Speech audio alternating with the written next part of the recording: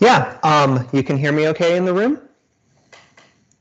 Cool, fantastic. Yeah, thank you so much for being here today. Thank you as well to Matt and for inviting me, and to Matt and Magda for this last minute switch to moving the talk online. I was literally in line to get on the airplane last night when I found out that due to some delays, I wasn't going to be able to make it to Dallas in time to deliver this talk today. I texted Magda and Matt about 7:30 Dallas time, and they spent the next several hours figuring out how to do this this online version of the talk instead. So I really appreciate not just all the work they've done in advance to, in theory, get me to Dallas to deliver this talk this weekend, but also the work that they did scrambling at the last minute to move things online when, unfortunately, the airline gods did not shine favor upon us. Okay, so first I want to start with a little bit of background about me and the perspective I bring to the issues I'm going to be talking about this afternoon. I was born in the San Francisco Bay Area and then raised in the foothills of the Sierra Nevada mountains, a couple hours to the east of the Bay Area, in a region that is right on the divide between the suburbs and rural life. It's predominantly white, well, it's overwhelmingly white, and it's quite politically conservative. My immediate family includes lifelong Democrats, Sanders Trump voters, and libertarians. I personally am the most left-wing member of the family, very committed anti-racist, feminist, environmentalist, and socialist. And you heard a little bit about that background in the introduction that Matt gave for me. On one side of my family, I was the first person to get a 4-year degree, while on the other side of my family, I'm actually a third-generation scientist, although the first social scientist, with a bunch of biologists and chemists in my recent family history.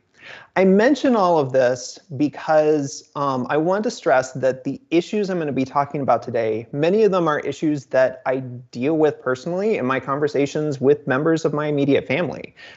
These are things that aren't just sort of abstract ivory tower concerns or looking at the state of our society from 10,000 feet, but things I deal with around the Thanksgiving table.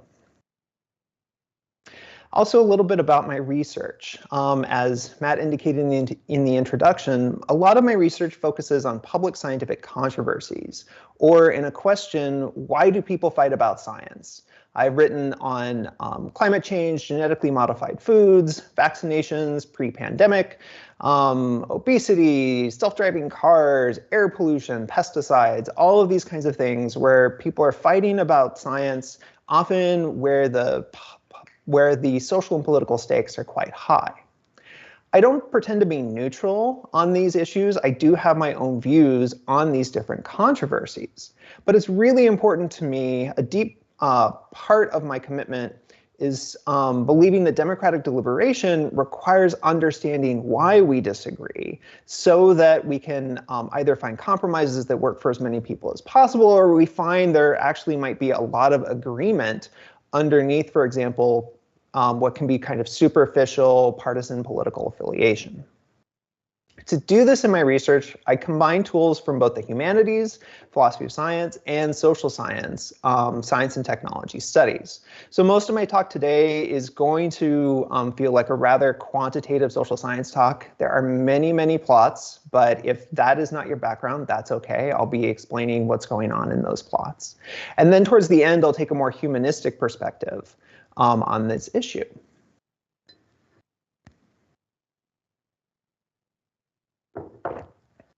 So, to introduce today's topic,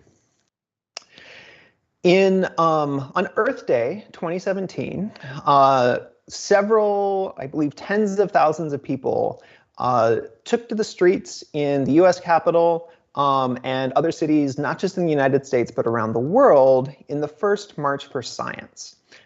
This image was actually taken from the London, UK March for Science, but I picked it to illustrate the March for Science because it illustrates a lot of the things that the marchers were motivated by. You can see some concerns about climate change and the then new Trump administration over here in some of these signs. Also a strong sense of the epistemic value of science, and a strong commitment to a role for science in making public policy.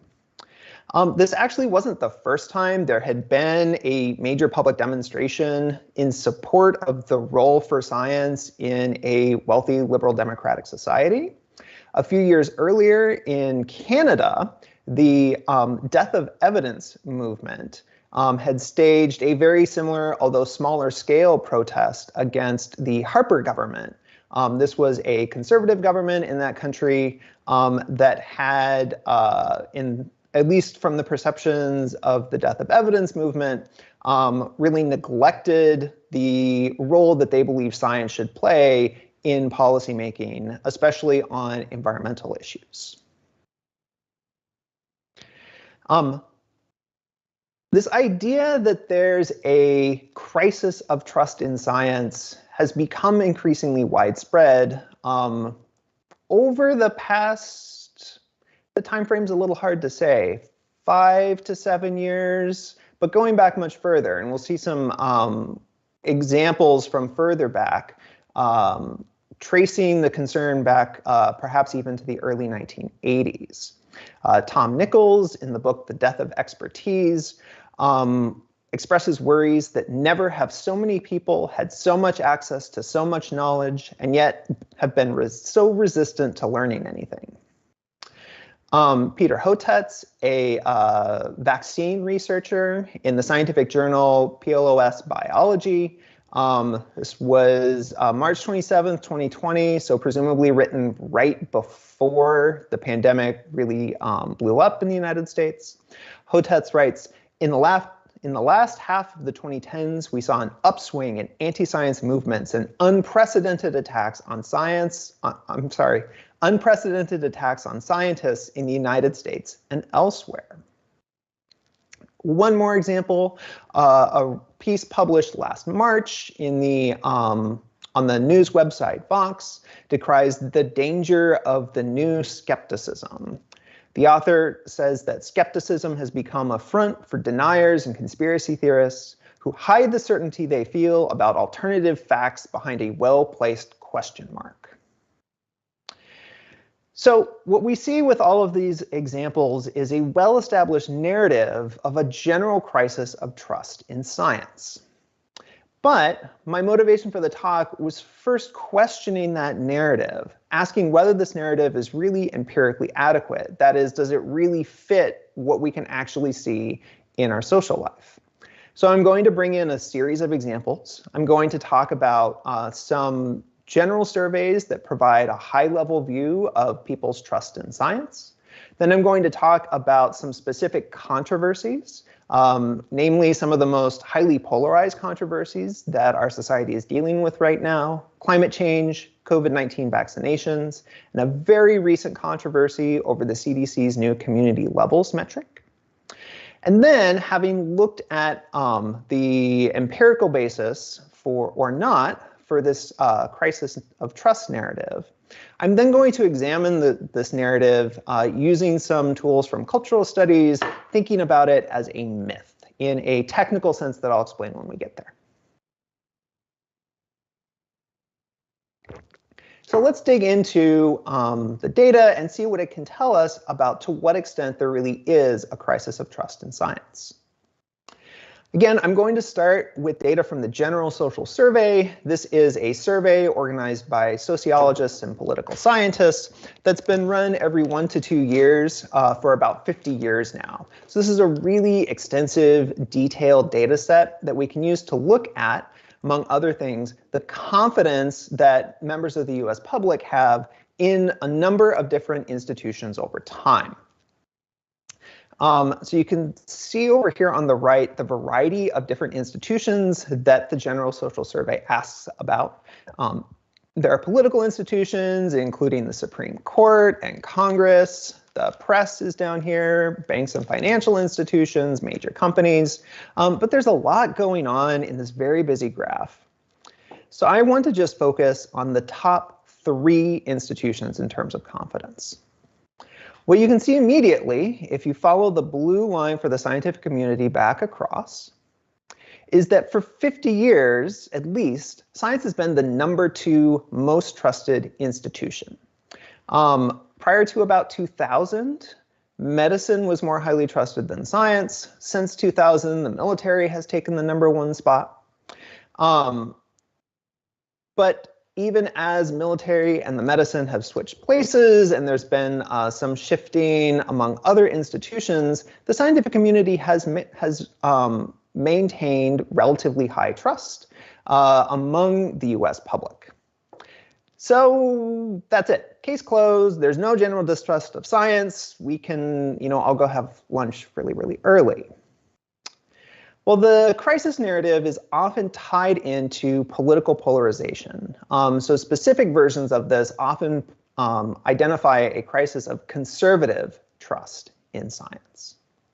So if we take that same General Social Survey data and we break it down by looking at, break it down along the political spectrum, we can see that back here in the 1970s, back here in the 1970s, all of the sectors of the political spectrum were clustered pretty close together.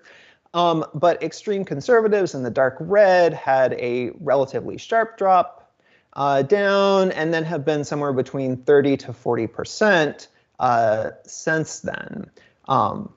You can see conservatives in orange have had a relatively slower decline, but still a decline, especially when compared to liberals who have actually seen increased trust in science over the same period of time. Moderates may be hard to read because the line is quite pale. I apologize for that. Moderates have been consistently right around 40% over this entire period of time. So this might seem to now fit with the crisis narrative when we frame it in terms of political polarization or a crisis of conservative distrust of science. However, one limitation of these confidence in institution questions is that they're very coarse-grained. Respondents to the survey can really choose only 3 options. They can say that they have a great deal of trust in the institution, they can say that they have some trust in the institution, or they can say they have hardly any trust in the institution. And that means that this middle value, some trust, well, on the one hand, it seems like if people have some trust in the scientific community, then we would want to count them towards this. But on the other hand, if there isn't really an option between some and hardly any or no trust, then we might not want to include them here. So I haven't included people who say they have some trust in the scientific community on these plots. They're really coarse-grained, which makes them a little difficult to interpret.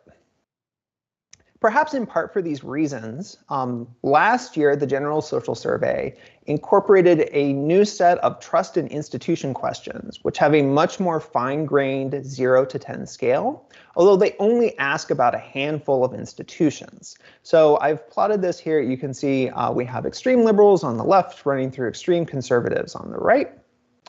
And you can see as we follow university research centers in blue, On the left side of the spectrum, we have relatively high trust in these institutions, and then it starts to drop off and gets relatively low for extreme conservatives.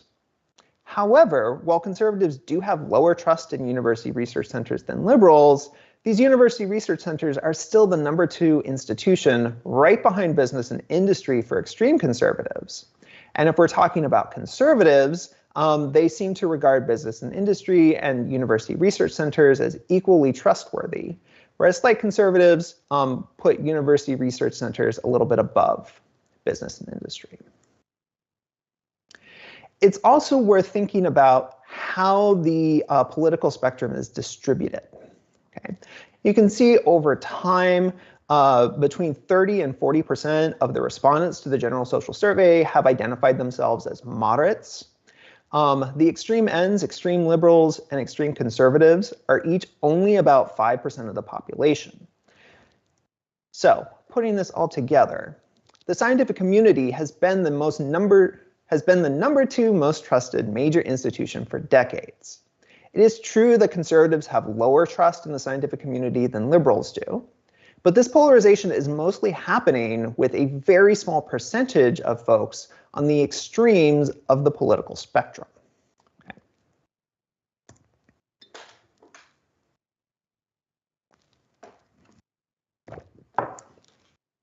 So now let's move on to some specific, highly controversial policy issues, starting with climate change. When we talk about climate change, we often talk about the scientific consensus on climate change, which is a consensus on this claim, AGW, or anthropogenic global warming. AGW is the claim that climate change is happening, humans are responsible for climate change, and that the consequences of climate change will be severe. And for over 15 years, sociologists and historians of science have done various analyses of what the climate science community thinks about AGW, and they consistently find that more than 90% of climate scientists agree with AGW stated as a general claim.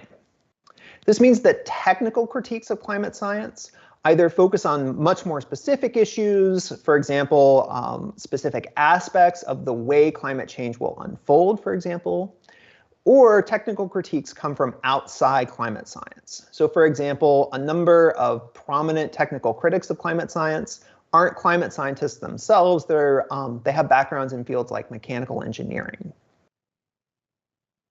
So we have this scientific consensus, and climate communication scholars and practitioners often put a lot of emphasis on the question of whether or not the public understands that there is this overwhelming scientific consensus on the idea that climate change is happening, humans are responsible, and it will have severe consequences. And they're often very disappointed. So here's some data from the Yale program on climate change communication, which has been asking members of the public about their views on the scientific consensus since 2008. And they find through about 2015, roughly 40% of the people who are surveyed understand that there's this scientific consensus about climate change. Since then, it's risen a bit gradually. We're now at about 60%. So climate communicators are often disappointed or frustrated that more members of the public don't recognize that there's this scientific consensus, and they come up with a lot of various strategies to try to improve this public understanding. But there's actually been some pushback in the scholarly literature about whether or not anthropogenic global warming, AGW, is really all of that important by itself. So Howe, in his 2014 book, looking at the history of climate policy and politics, looked specifically at the way that again and again climate change advocates, who include scientists as well as others, espoused a belief in what one congressional science advisor in the 1970s called the forcing function of knowledge, whereby a better scientific understanding of the problem of climate change would force appropriate political action. The idea that all we need to do is get people to realize that climate change is happening, humans are responsible, and the consequences will be severe, and then policy action will follow from that. However, Pearson et al.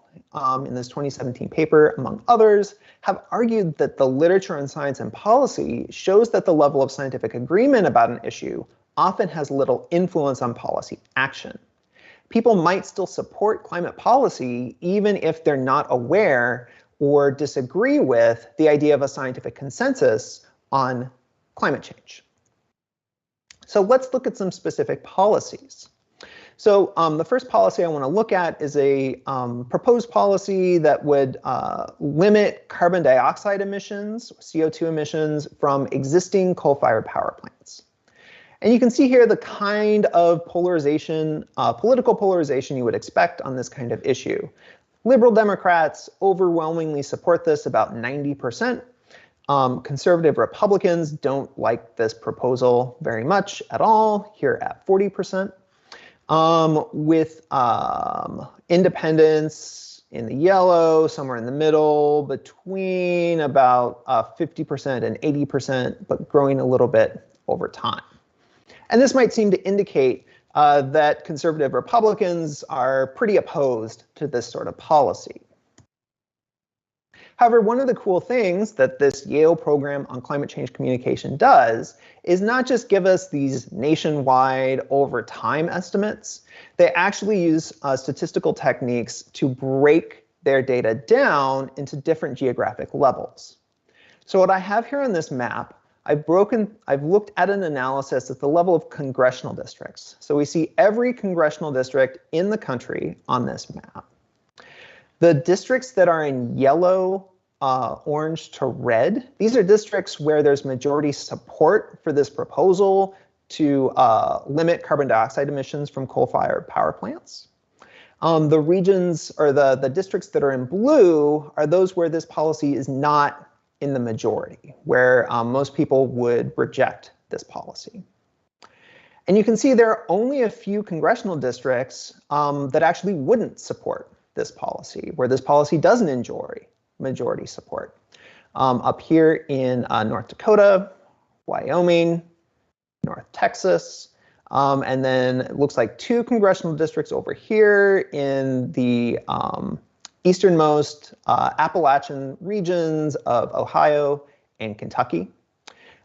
These are all regions that are highly economically dependent on the fossil fuels industry. It's actually kind of remarkable that West Virginia, which famously is economically dependent on the coal industry, across West Virginia, every congressional district would support this policy of regulating CO2 emissions from coal-fired power plants.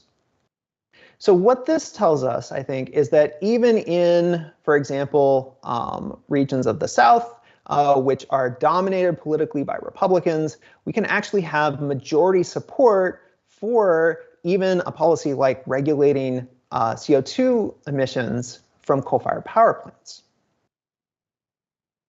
So here's another policy, regulating carbon dioxide as a pollutant. We do have, again, some degree of polarization. Liberal Democrats pretty much all support this policy. Independents a bit in the middle, hovering back and forth around 70%, if you're not able to see that.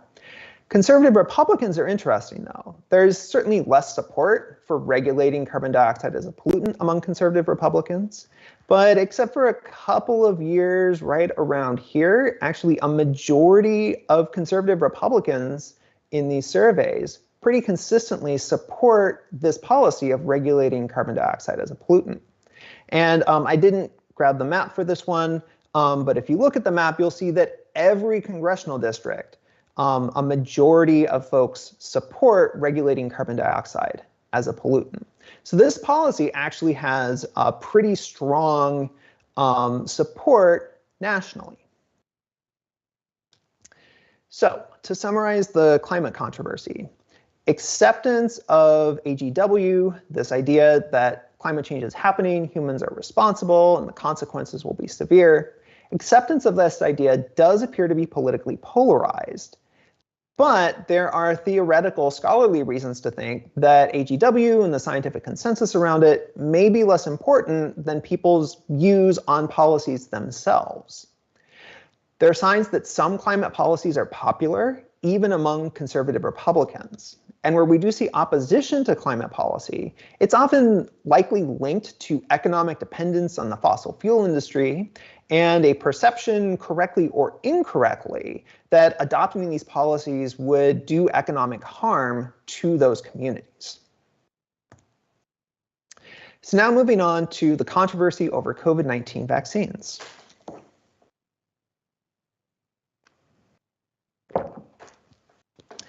So you may have seen a number of variations on a plot like this, especially around last summer. There were a bunch of stories about it.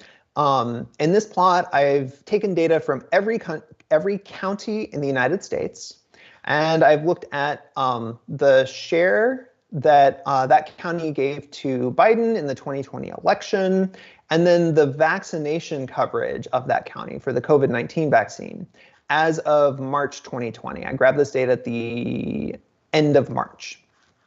And what you can see is that counties that had a higher share of voting for Biden, so counties that are more blue, have higher vaccine coverage. Okay? So not particularly surprising if you're even remotely aware of the way that COVID-19 and COVID-19 vaccines specifically have been polarized, politically polarized in our country. Also not surprising, if you're really aware of sort of the racial and ethnic dynamics of voting, is that majority Black counties were more likely to vote for Biden in the 2020 election by quite a lot. You can see that of the counties that are more than 50% Black, there are basically none that voted for Trump. There may be looks like 3 counties right here that went for Trump rather than Biden. Okay. So put these two things together. Majority Black counties are more likely to vote for Biden. Counties that voted for Biden have higher vaccine coverage. Putting these together, we would expect that majority Black counties would have higher vaccine coverage. But in fact, that's not what we see. There's basically no statistical relationship between the Black share of the population at the county level and the vaccine coverage of that county. You can see that this line here indicating the association is basically flat.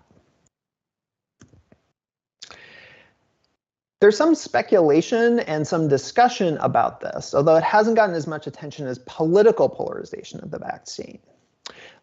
So writing last summer, I believe, is when this paper was published.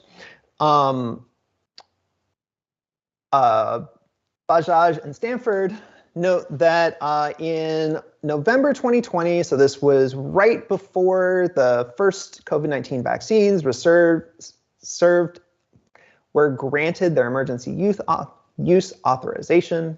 So right before the first vaccines became available, there were surveys that were done that found, in this case, only 14% of Black survey respondents trusted the vaccine safety, and only 18% said that they would definitely get vaccinated. This was somewhat lower than white respondents at the time. And there was a lot of discussion, for example, about how this might be due to racism in the medical field. Some discussions of historical cases, most notably the Tuskegee syphilis study done in the middle of the 20th century. These authors in particular argue that while these historical events may be important on the minds of Black folks, there's also a lot of everyday racism in medical practice that Black communities deal with, and this might be undermining trust in the medical field and leading to hesitancy about vaccines in the Black community. So I was able to find some individual level data on these aspects of the vaccine controversy, specifically the Axios-Ipsos Coronavirus Index. This is a survey of US adults that was launched in March 2020, so basically right after the pandemic really hit the United States. I'm going to be speaking today using data from wave 60 to 62 of this survey, which were conducted in the first couple of months of this year. There are 3,099 respondents who contributed data to what I'm going to show you on the next few slides. I do want to note that I decided to drop 89 multiracial respondents from this sample. They are a relatively small group, especially when we start breaking things down by like who's vaccinated and not, and different views on trust and so on. And as a result of this, it made it very difficult to interpret the plots that I'm going to show you when I included them. So I just wanted to let you know that I excluded those respondents. So first of all, let's look at vaccine coverage. And again, this is individual level data. You can see I plotted here the different racial ethnic groups included in the Axios Ipsos data. So we have non-Hispanic whites, non-Hispanic blacks, other non-Hispanic group.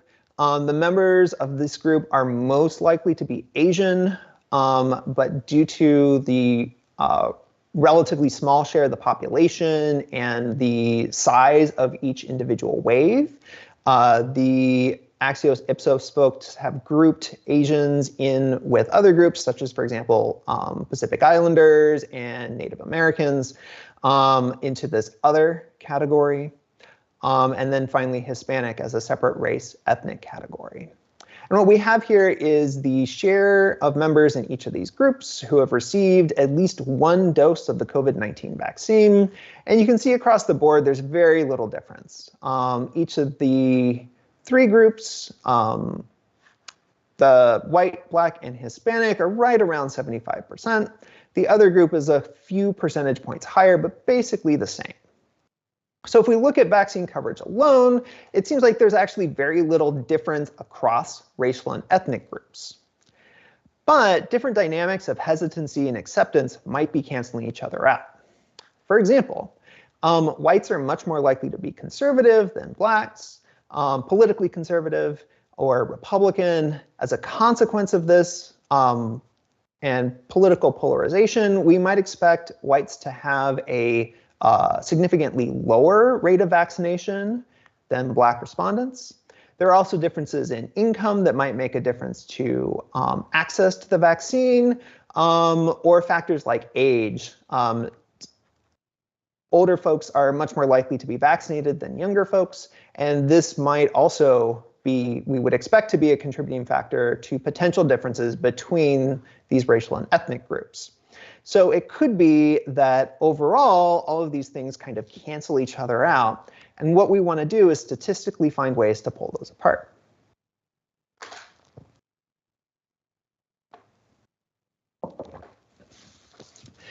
The Axios Ipsos survey also collects data on trust on various sources of COVID-19 information. And so what I've done here is I've plotted the distribution of those trust values for four institutions: the CDC, the federal government in light purple, President Biden in dark orange, and then I apologize, this is probably impossible to read on your end, state governments here are in the dark purple. And on the left-hand side, I've broken this down by these race and ethnic categories. On the right-hand side, I've broken this down by political party. So on the left-hand side, non-Hispanic whites, non-Hispanic blacks, the other category, and Hispanics. And you can see as we look across these racial ethnic groups, the CDC up here in the lighter orange actually has the highest trust across all of these. And actually for all four racial ethnic groups, a majority of respondents indicate that they have great or a fair amount of trust in the CDC. Looking across the political spectrum, we can see the political polarization of COVID-19 in these trust evaluations. More than 80% of Democrats say that they trust the CDC. In this sort of other category, it's about 60% indicate they trust the CDC, whereas for Republicans, only about 40% indicate that they have a great deal or a fair amount of trust in the CDC. And Republicans are actually the only group in this breakdown with less than 50% trust in CDC. Also worth noting here, for each source of information, people of color, each of the people of color groups have higher trust than whites. So whites appear to have relatively low trust compared to people of color, basically whatever scale we're talking about.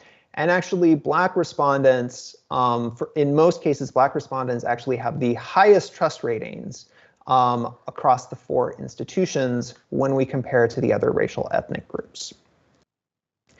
And this seems to conflict with this medical racism explanation for Black hesitancy.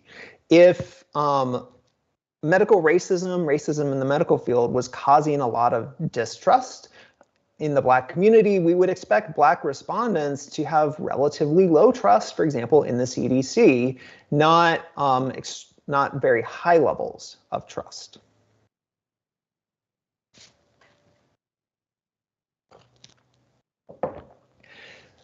So the next step was to use a statistical method called regression modeling, which allows us to separate out these various factors that contribute to whether or not someone gets vaccinated. So what we have here, we're going to start here with just this, and things are going to get a little more complicated as we go along. What we have here are comparisons in terms of the racial ethnic groups. Okay, so for example, this orange estimate right here, this is an estimate of the relative chances of being vaccinated between Black respondents and white respondents. And you can see it's very close to 0 with a little bit of uncertainty in terms of a couple of percentage points on each side. What this is saying is basically what we saw with the vaccine coverage slide a few slides ago, where looking just in terms of race and ethnicity, Black folks are about as likely to be vaccinated as white folks. You can see Hispanic respondents are a little bit below, a couple of percentage points, and this other category is a little bit higher. Because this category is so small, though, it's hard to get a good statistical estimate of how much higher. It could be just barely basically the same, close to 0%, or they might be as high as about 10 percentage points more likely to be vaccinated. Next, I constructed a regression model that incorporated a number of demographics, most notably income and party identification.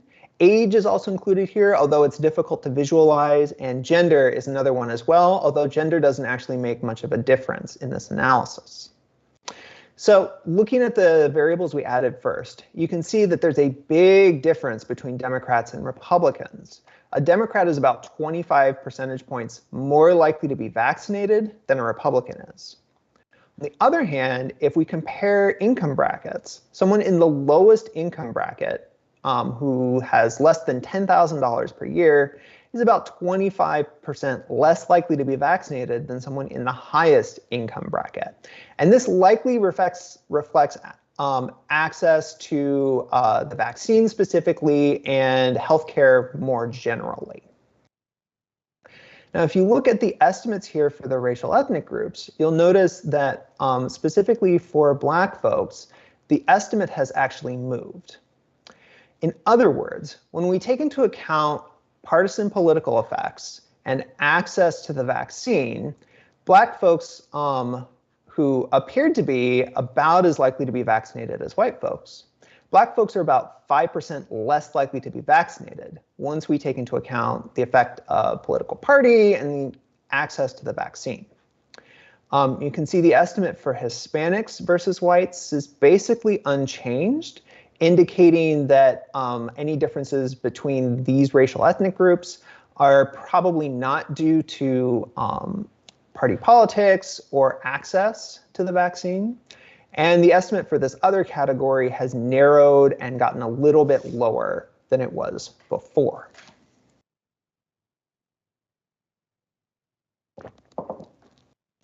Next, I incorporated measures of trust for all 4 institutions, although I'm only showing the CDC on here, as well as a risk perception measure. This asks respondents how much risk they associate with returning to their normal pre-pandemic lives.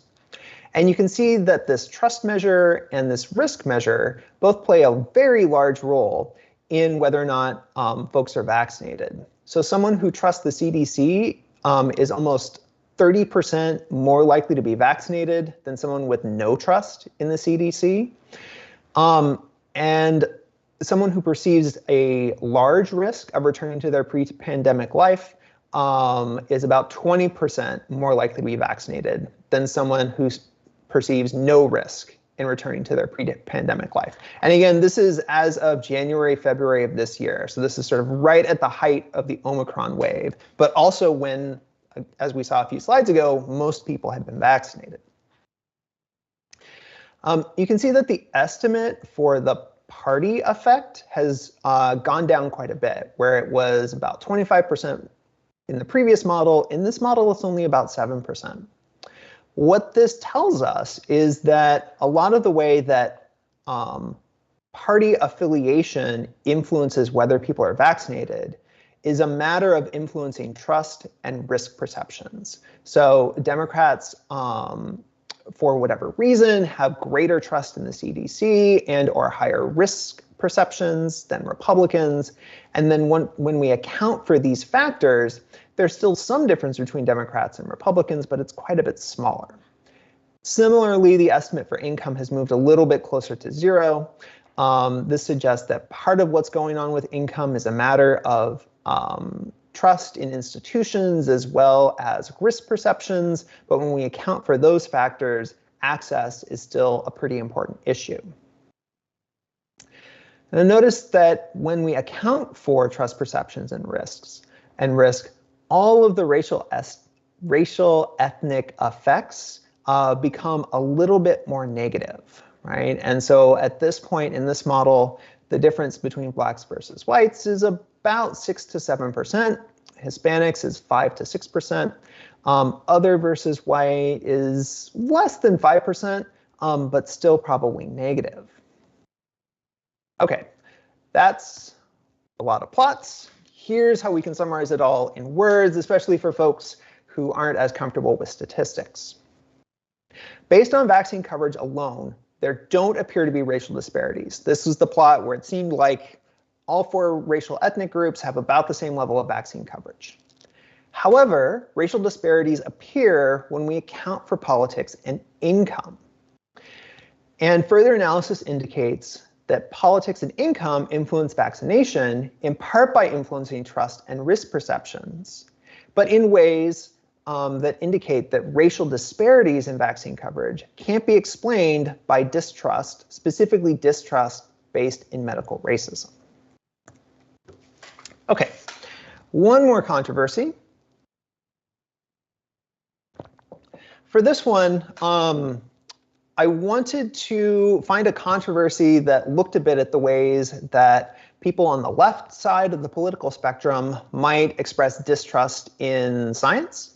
And as I was thinking of various possibilities for this talk in March, actually a really interesting controversy unfolded live, in particular on social media. I'm fairly active on Twitter. And so I decided to look specifically at this very recent controversy over CDC's community levels metric. You may remember hearing about this metric starting in late February when the CDC announced them. The idea with this metric is that it would replace the older community transmission metric. So I have 2 maps here that are both from the same day. They were like April 6th or something like that when I put this slide together.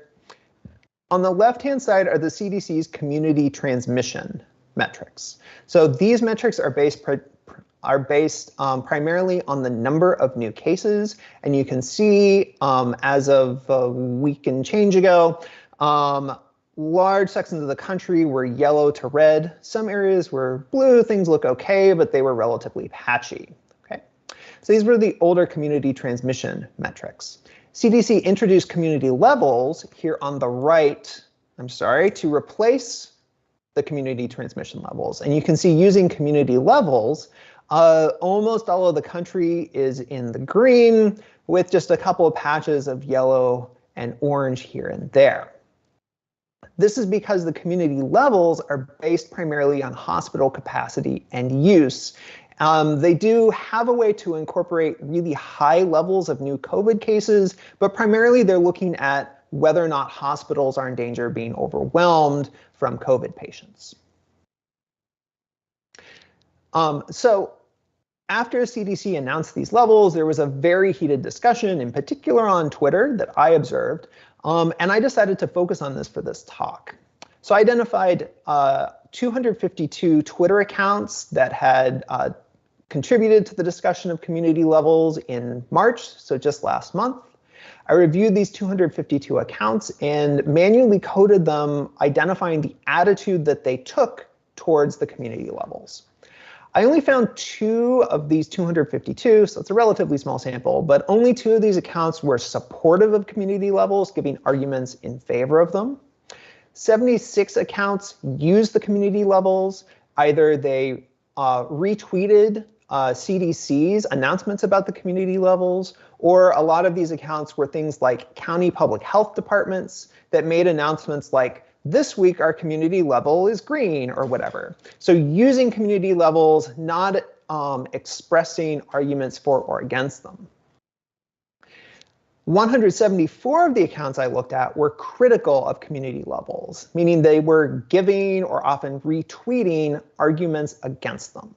Okay, and it's these critics I'm going to focus on. I want to emphasize, though, that this sample from Twitter doesn't really tell us much about general public opinion. Okay, the folks I'm interested in looking at here specifically are the folks who were pretty upset about community levels, made more or less heated arguments against the CDC using this measure. I don't assume, and we shouldn't assume, that, for example, members of the general public have strong opinions one way or the other on these new community metrics. Okay, so Twitter can be a really good way to identify groups of people with strong emotions on a topic, not something that tells us a lot about general public opinion.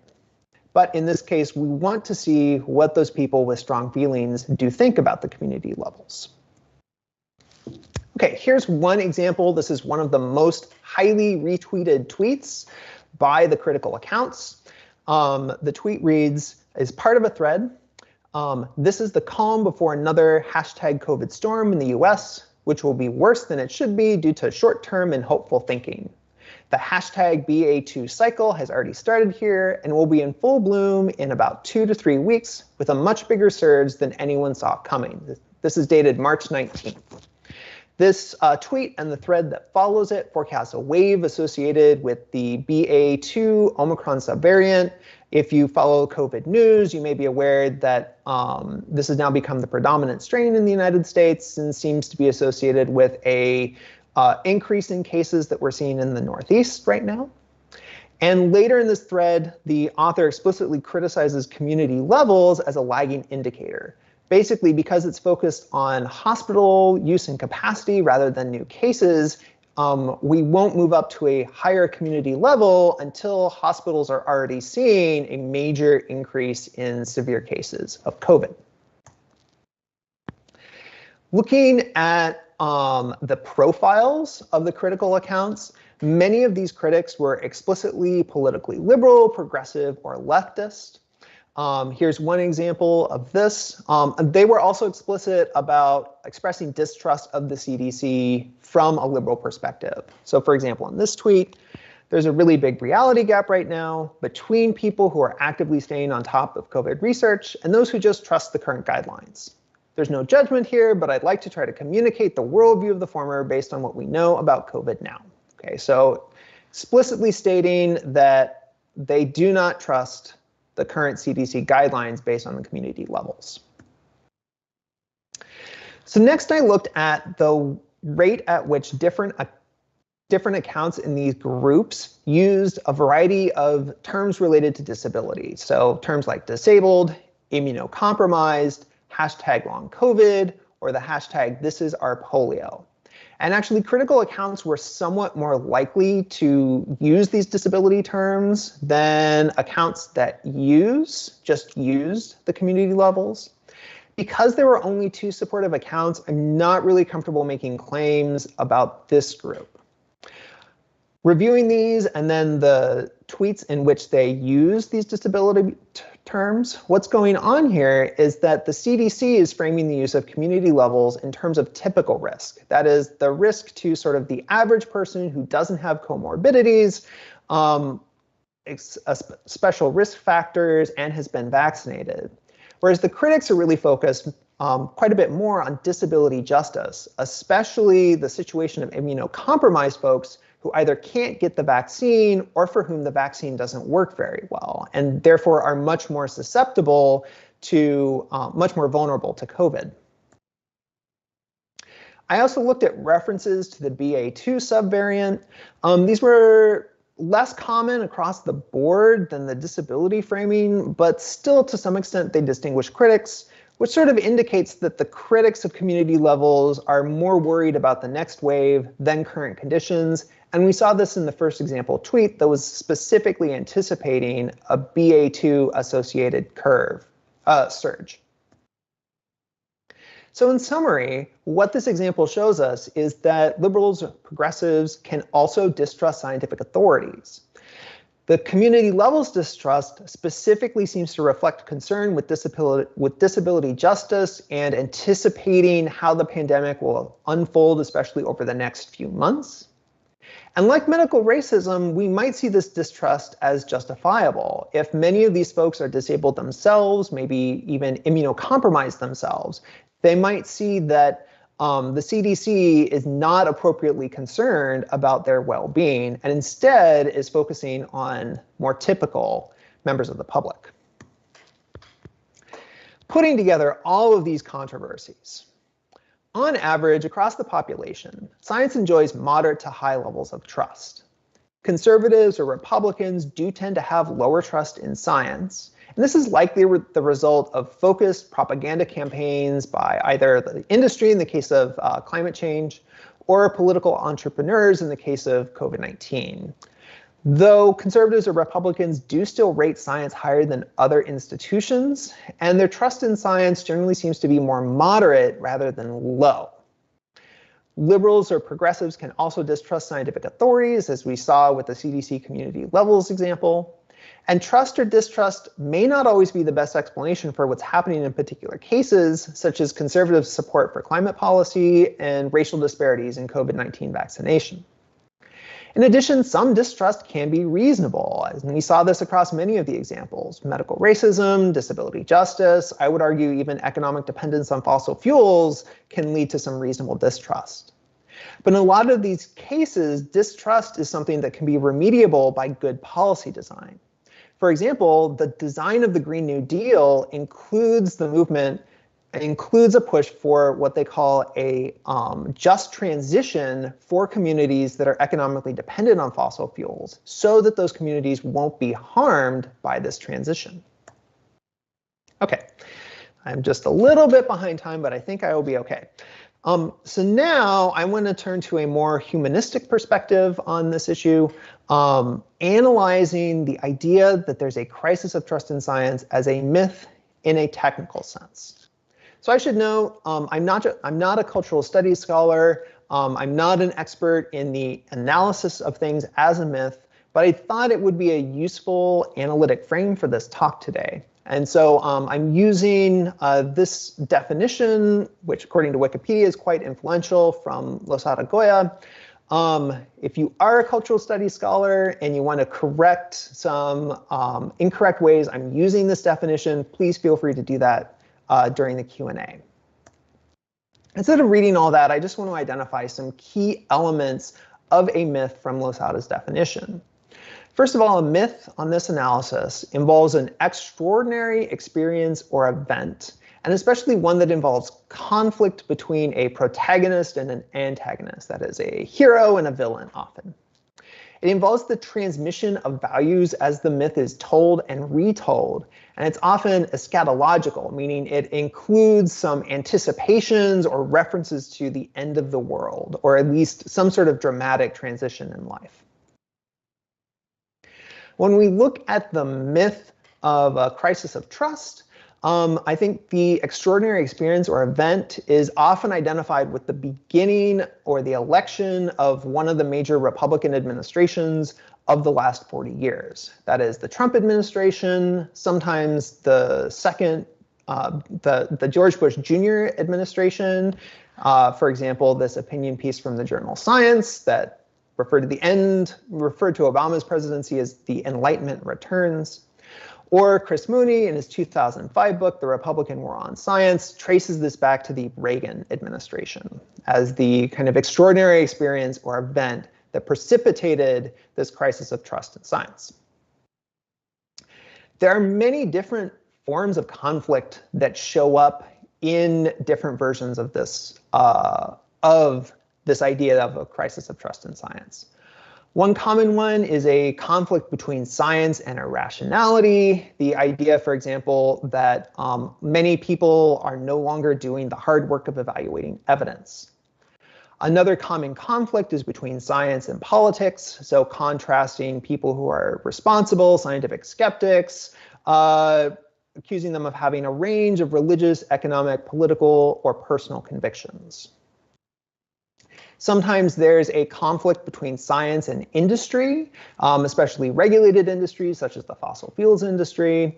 And another common conflict is between sort of established authority more generally and populist movements. So for example, right here in this quotation, noting that public trust in government has declined over the last 70 years or so. That's not quite right, but anyways, exacerbated like social crises like the Vietnam War, Watergate, and the 2007-2008 financial collapse.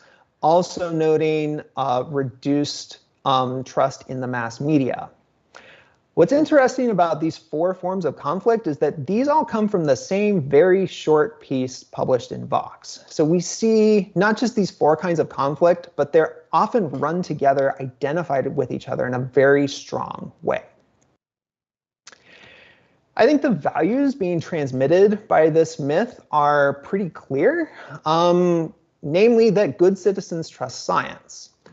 Or sometimes, especially examples of this myth that have been written during the COVID-19 crisis, the values are a little more subtle. If only we had trusted science, we wouldn't be in this mess.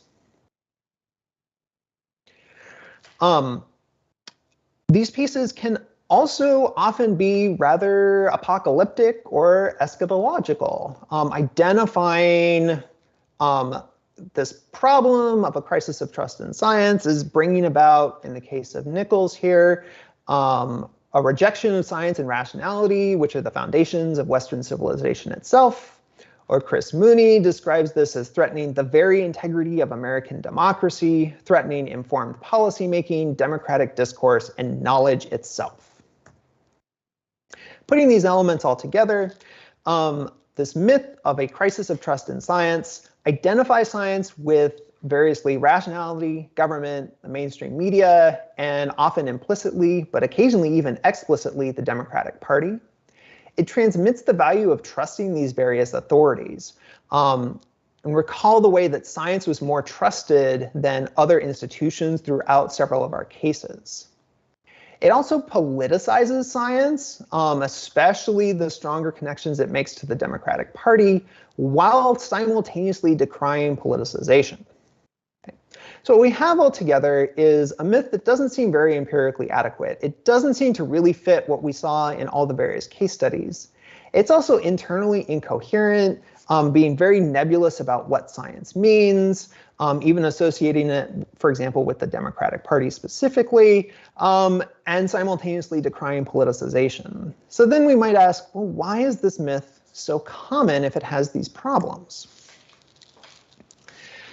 So the progressive movement, sort of capital P progressive, was a late 19th and early 20th century social movement. Over the period of the 20th century, we've seen a number of policy successes that were initially strongly associated with the progressive movement itself, and these days are associated with sort of a small p progressive political outlook. These range from early in the 20th century, the development of public health and sanitation systems, through things like the welfare state, various civil rights developments, later abortion, environmental regulation, Americans with Disabilities Act, and most recently same-sex marriage with the Obergefell decision about 10 years ago. So over the course of the last century, we've seen a number of successes of the progressive movement. And notably, many of these successes involve technocratic institutions, that is, institutions that are controlled by experts and not really democratically accountable. These things include, for example, On the local level, public health services, sewer and sanitation departments. The legal system has played a major role. The Supreme Court is responsible, for example, for Brown versus Board of Education, the Obergefell decision, and executive branch agencies play a major role, for example, in environmental regulation and food and drug safety regulation. These are all technocratic institutions where the people don't have a lot of direct influence over how these institutions operate. So I think the success that progressive movements, small p progressive movements, have had over the 20th century have given rise to a related myth that I call the myth of progressive technocracy. This myth has three elements. First of all, an assumption that progressive policies are unpopular, that most people aren't going to like these things. But second, an idea that technocratic institutions of various kinds can replace partisan politics for enacting progressive policies. So we don't need to do the hard work of convincing people to desegregate or legalize abortion or same-sex marriage. We can have technocratic institutions step in and implement those policies for us. And third, the idea that the authority of these institutions comes from science. Not science in the sense of what actual scientists do, but instead science in this kind of nebulous thing that stretches over into rationality and expertise and these various institutional authorities. But I think this myth of progressive technocracy is just as flawed as the myth of a crisis of trust in science. We've seen, especially over the last 15 years, a number of ways in which the idea that technocratic institutions can be a good venue for putting forward progressive policies really doesn't seem to work very well. Not least, for example, the Supreme Court, which is widely expected to overturn Roe versus Wade later this summer. So here's my suggestion to explain where the crisis myth comes from. Namely, as the idea that technocratic institutions can replace partisan politics has crumbled, I think that progressives have latched onto science and the idea that there's a crisis of trust in science and that we need to trust science as an attempt to reestablish trust in the other institutions that get bundled under that hazy heading of science. Things like the Supreme Court and executive branch agencies and local public health officials and so on. But I think both of these myths are flawed, fortunately just over time, so I won't elaborate my argument for those, but you should be able to see that in what I've argued over the past hour. So speaking now as someone with leftist politics, broadly supportive of these progressive policy goals, what can I think we can do instead? I think is basically to repoliticize progressive politics. Instead of relying on science, I think we can start by recognizing that progressive policies actually are quite popular in a lot of cases. So I have examples here on the right, public support for abortion and student loan forgiveness. I was trying to find a good visualization for various alternatives to policing, which have wide popular support, although I couldn't find a good visualization for that. I think there's an important role for persuading people that our policies would be good for them through the exercise of moral persuasion and moral imagination, and that a really important venue for this is political organization. So the photograph I have down here at the bottom is from a successful push to unionize a Starbucks shop. This is, we've seen a big boost in unionization efforts that rely on political organization to create a venue to persuade people that unions are in their best interest. And I think this is really the way that progressives and leftists should go. And that is my talk. Thank you.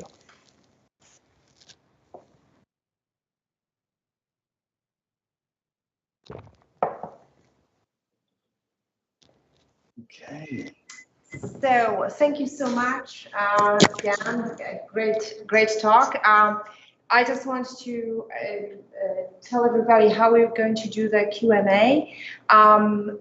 My suggestion for anybody who has a question would be to come up closer to camera here. The further out you are, the more distortion there is. So if anybody has a question, please don't hesitate to come up a little bit closer and ask away. And if anybody has a question on YouTube Live, just leave it in the chat and I will read it for Dan. And it looks like we already have one in the chat, so I'll go ahead and read it. Charles Livingston asks, I'm super pro-vaccine, but am concerned that due to them becoming politically polarized, any questions about them are forbidden as it feeds the anti-vaxxers. How do we get back to actual discourse? Ooh, that's a great question, because I'm also, like, part of my commitments here, which I haven't talked about so explicitly, is being honest with folks. I think actually a major misstep early in the COVID-19 vaccination was a kind of noble lie about whether or not masks were effective, for example. What we know from broader research on vaccine hesitancy is that it's often addressed successfully by taking the concerns of hesitant folks seriously. So there are relatively few people who are like really firmly convinced that vaccines are not safe and effective. Often people have sort of vague concerns about side effects that make them not totally opposed, but a little bit hesitant or uncertain. And so I think addressing those kinds of concerns, especially in primary care contexts, for example, with pediatricians, has shown to be quite effective with parents who are genuinely hesitant. Now, I don't know of good research on how on trying to translate that, scale that up to the population at large.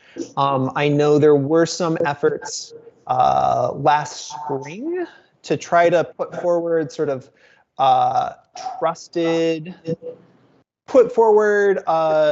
public figures who were trusted by Republicans or conservatives, and having them do things like talk about why they were vaccinated, their encounters with COVID.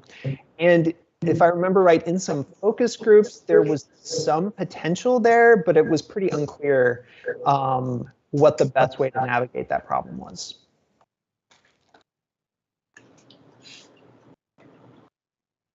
Okay, great.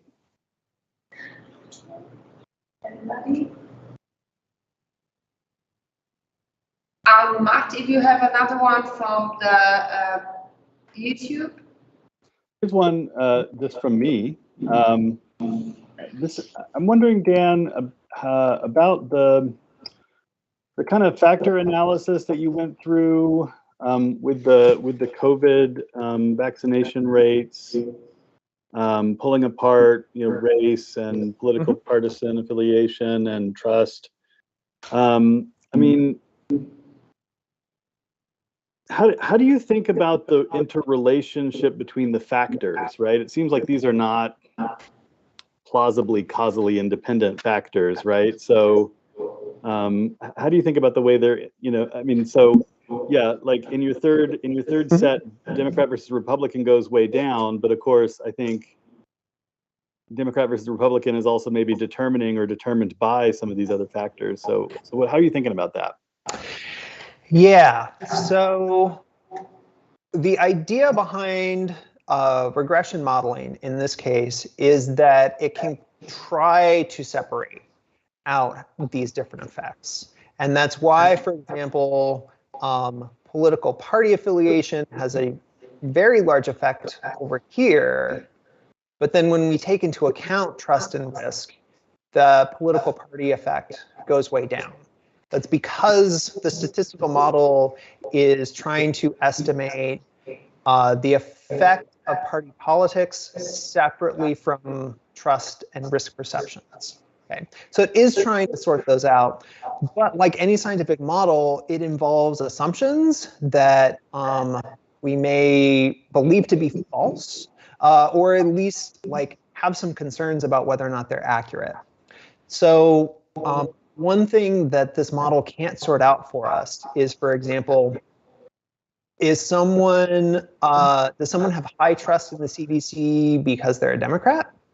Or could it go the other way around? Maybe someone who already has high trust in scientific institutions, for whatever reason or another, becomes a Democrat here.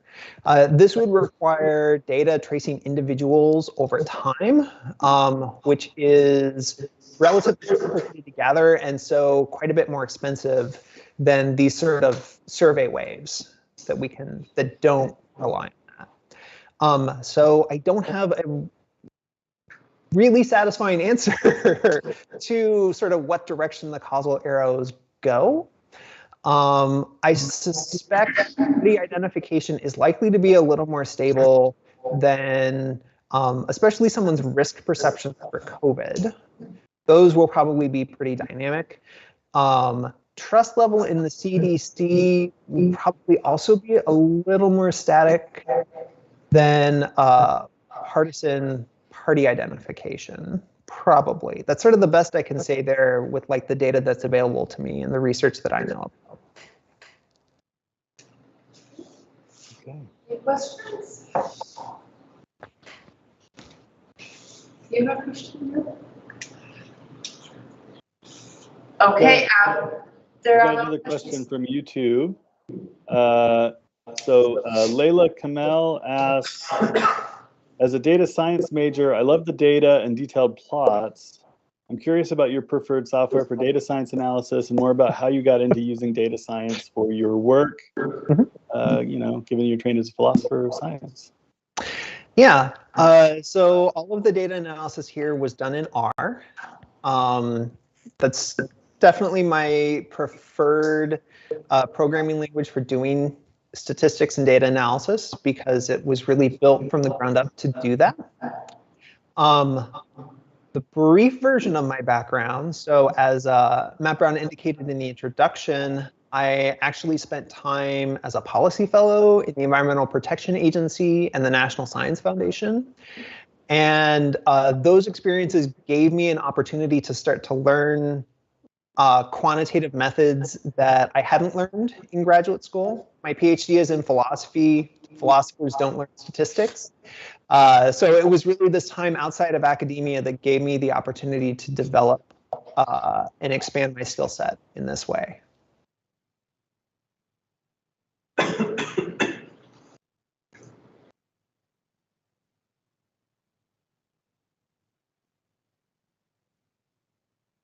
I have another question from me.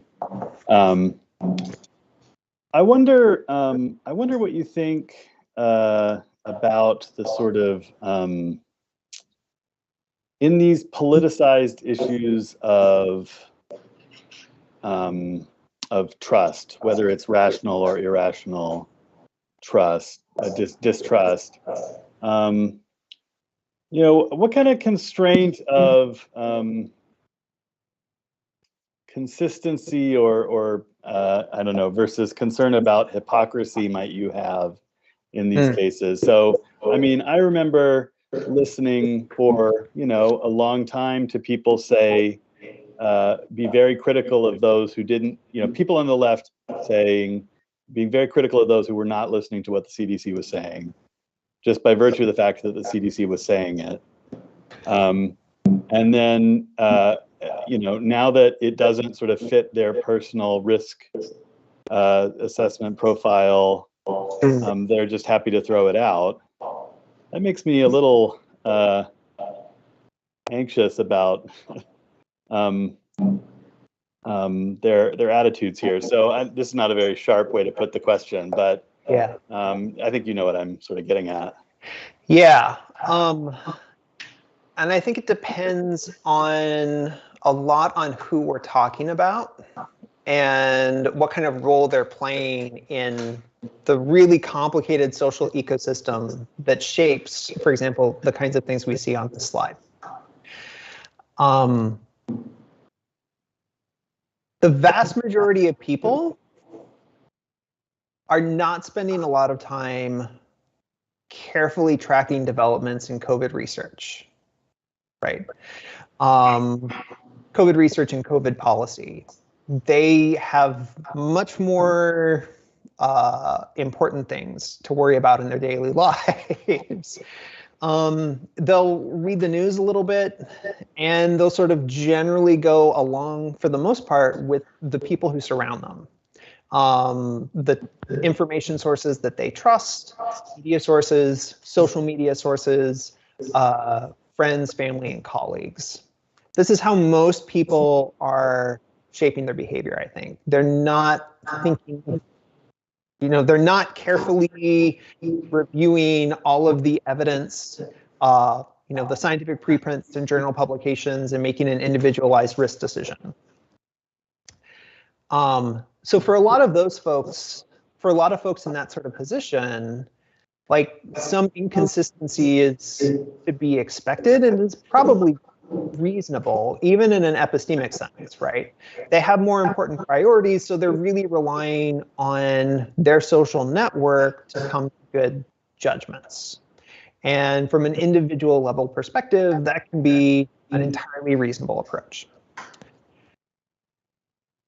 Where we can be more critical of this, I think, are people who have a larger influence over that social network. So we can be more critical of, say, Anthony Fauci, right? Whose entire job is to carefully review the evidence and give us advice on how we should be making risk decisions. Similarly, with sort of other folks who have become major influencers here. So we could identify, I believe Jay Bhattacharya is a Stanford, I forget his area of specific research. He's affiliated with Stanford and the Hoover Institution, and he's very prominent as sort of this COVID skeptic, anti-masker type. So this is someone who has a great deal of influence over what lots of people are seeing in their social networks, the judgments that their peers are making, and the information that's getting to them. And so we can be very critical of the way, for example, Jay Bhattacharya has arguably misinterpreted or even like engaged in degrees of questionable research in the research that he's done on COVID. Now, in terms of figures more on the left, I guess I'm not familiar with individuals who have had the kind of radical, perhaps irrational switch of position on the CDC. I don't think I've encountered individuals who have made that kind of move that you're talking about. So I can't sort of bring up details to mind that would help me give a good read on that kind of case. But we can think about them in terms of like the influence they have in sort of people's networks, right? In the networks of the people around them. Is this someone who sort of has this role where they're responsible for providing an interpretation, for carefully reviewing the evidence and providing an interpretation that their peers can rely on? Or is this someone whose role is, they're just like some random DSA member who has various feelings about the CDC, but no one really takes them seriously. Does that make sense? Yeah, I guess, I didn't have any particular person in mind who kind of had flipped their view, but sort of like the tenor of discussion about things like the move to 5-day quarantine, or the sort of the change to the mask guidance that emphasize sort of personal judgments about your level of risk. We're subjected to sort of heavy distrust by a lot of people on the left, it seemed to me. In the same kind of sense. Okay, so I don't have any particular person to point out being like kind of inconsistent, but it struck me as a very different tenor than we would have heard, a year and a half ago or whatever, when certain leaders were ignoring the CDC. That's, I guess, what I was thinking about. Mm-hmm. Yeah. We have a question from the audience here. The camera is right here. Yeah. I enjoyed your presentation. Thank you. The question I have is, over the past several decades, there have been many think tanks and institutions that have come about, such as from an EPA point of view, for instance, the American Petroleum Institute. And I'm wondering, have you looked at how many different types of or the number rather, of institutes and think tanks, say on the conservative side of a particular issue, such as vaccination, climate change, or whatever, versus the number that are on, say, the progressive side? I've looked at the three, your last slide on progressive policies being popular, moral persuasion, and political organization. And it appears to me from the number of, let's say, conservative think tanks and institutes that they are well more organized than on the progressive side. And it seems to me that they would have, and they seem to be dominating, in my opinion, the political discourse with regard to pretty much all of the examples that you used in your presentation here. So I don't know if you've looked at just how many of a particular type of an organization, and that's somewhat your determination, that would be on, say, a very right side of an issue as to the number that would be maybe on a left side of the issue. Thank you. Yeah, that's a great question. I am not aware of any studies that have tried to sort of count that have tried to count think tanks, for example. And part of the reason for that is that, like, to create a think tank, you can just sort of declare that you've created a think tank, right? Unlike lobbyists, they don't have to, think tanks don't have to register. So sort of anybody can write up what they say is a report on some policy issue and call themselves a think tank. So I think it would be very hard to do that counting kind of study. But in terms of influence, yeah, so I believe the Heritage Foundation was the first instance of what we think of as a major think tank. And this was set up by some wealthy conservative activists in, I believe, the 60s is when the Heritage Foundation was founded, but I'm not positive about that. I may be getting the dates wildly wrong there. This was sort of founded by wealthy conservatives to support sort of research and advocacy for conservative policy positions. And then more left-wing think tanks came along quite a bit later. So there's a bit of this like establishment gap there. In addition, something I didn't have too much time to talk about. Where do I want to talk about it? Yeah, I think one aspect of relying on these technocratic institutions to promote progressive policy goals is that a reliance on expertise means sort of relying on credentialed experts means you're bringing in, for example, a lot of economists to shape the way you think about policy. And especially in the second half of the 20th century, economists, even those whose policy views were a little bit towards the progressive side of things, towards the left, economics as a field sort of had a strong conservative tendency.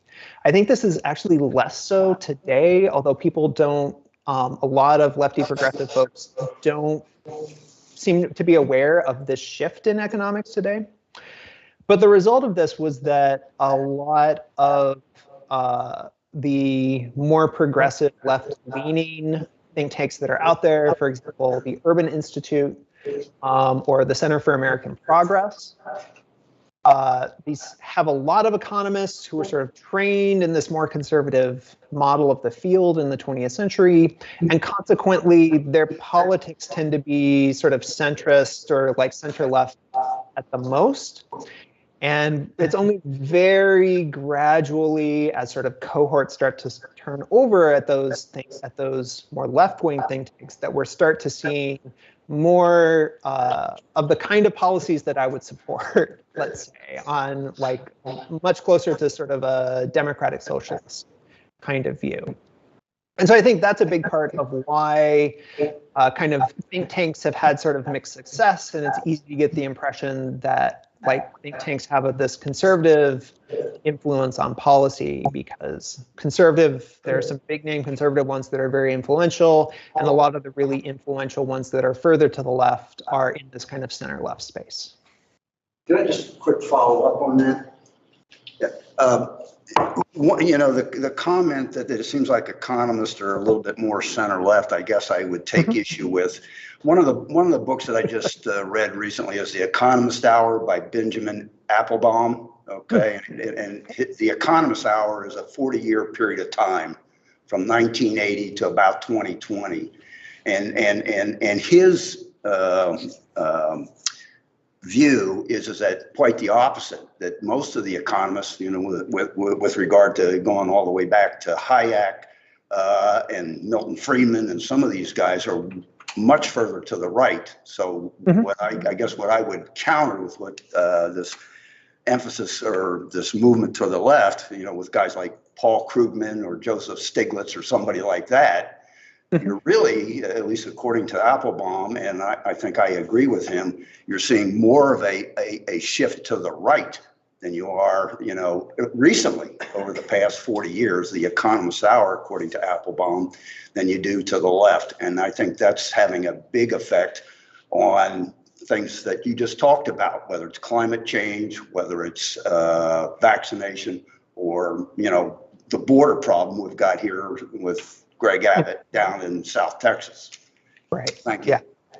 Yeah. I'm not familiar with Applebaum's book, so I can't comment on what I think of his argument specifically beyond what you've just told me. So just understanding sort of ages and dates of the figures you mentioned, Hayek was most active like relatively early in the 20th century, primarily more sort of around the middle of the 20th century is when Friedrich Hayek was most active as a kind of economic theorist. Milton Friedman, most active up through roughly the 80s. I forget exactly when he died, but he certainly hasn't been around for quite a while. Now, Friedman did certainly have an enormous influence on economics as a profession, and really did play a big role in moving economics as a field pretty far to the right. Okay, so I agree with that part of things. Krugman and Stiglitz are both still alive today. Krugman, of course, is still, you know, an active columnist for the New York Times, and I believe is still teaching at Princeton. I'm not sure about Stiglitz's current affiliation or activities. These are both folks who I would consider them, I would place them sort of very firmly on the center left. Krugman, for example, has been very critical of some pretty far left economic ideas, but also has been very supportive, for example, of Obamacare. I forget the name for the legislation off the top of my head, but Krugman, for example, very supportive of Obamacare as a way to address the health insurance coverage. And so Krugman and Stiglitz I see as folks who have started to move economics back to more of a kind of center-left position, but still sharing a lot of the assumptions of, for example, folks at the Urban Institute or the Center for American Progress, or Brookings. That's another kind of center-left prominent think tank. The shift that I was really talking about, though, was a shift among sort of the youngest cohort of economists. I turn 42 in 2 days on Sunday.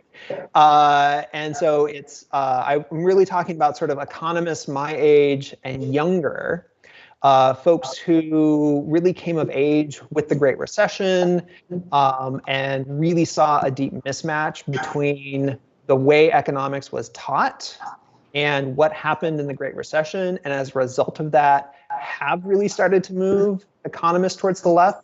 But these are folks who are early in their academic careers, are not yet like a big influence, especially sort of economics as it's used in policy contexts. So that's the historical trajectory that I am aware of. But again, I haven't read Applebaum's book, so I can't fully incorporate my understanding of that or where I might agree or disagree with that book.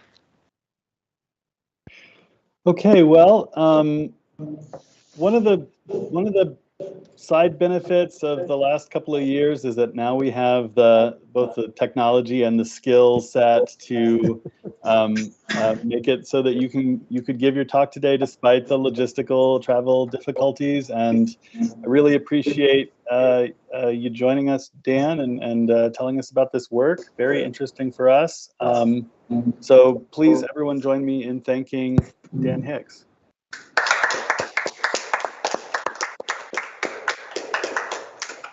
Yeah, and thank you again, Matt, for inviting me. I really wish we could have been here to have this conversation in person. It's just plane travel. It is still a challenge. And again, thanks to you and Magda for scrambling last night and this morning to be able to let me deliver this in this format. Our pleasure, Dan, and we'll get you here to Dallas. We'll get you here to Dallas soon. Yes. All right, thank you so much. Thanks, everyone.